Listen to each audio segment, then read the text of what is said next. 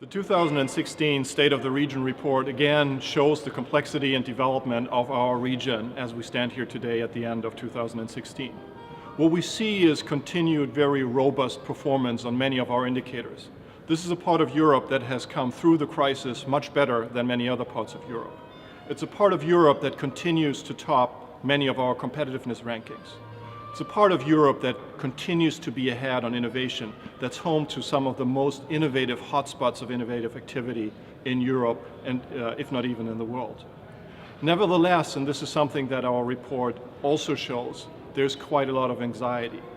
There's anxiety because of economic reasons and there's anxiety because of political reasons. Let's look at the economics first. One of the things many people in this region are worried about is whether or not we are prepared to face the next crisis. As we see when we look at the macroeconomic situation, we are at full throttle when it comes to monetary policy. What will we do when the next downturn hits? That's something I think that we should be worried about, that we should be thinking about. There are also concerns about our competitiveness and innovation performance. We see in this report that much of our private sector R&D spending is concentrated in a very small number of companies. What happens if we lose some of our engines of innovative capacity? How do we react to that type of challenge? This is something that may not happen, but it could happen. We need to be prepared.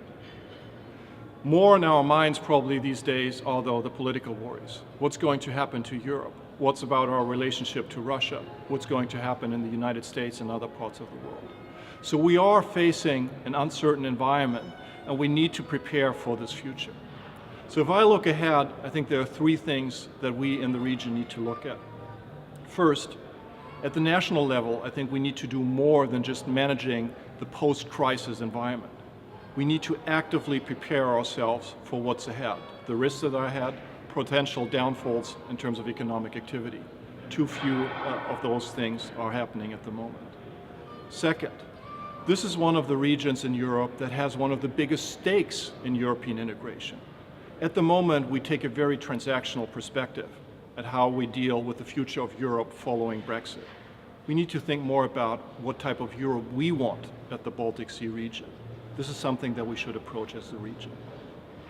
And thirdly, there are opportunities. I think although the economic climate around the world is getting more complex, there are opportunities now for macro regions like ours. A lot of the economic activity might actually come home. We have the potential to create regional value chains. A lot of the data on our report on clusters, on smart specialization, shows things that are already happening. We have, with the collaboration structures in the Baltic Sea region, one of the most established instruments to use and develop these macro regions. We now need to go ahead and do it. The future is going to be difficult, but this report once again shows that we have many of the tools in hand to make this a success for the Baltic Sea region.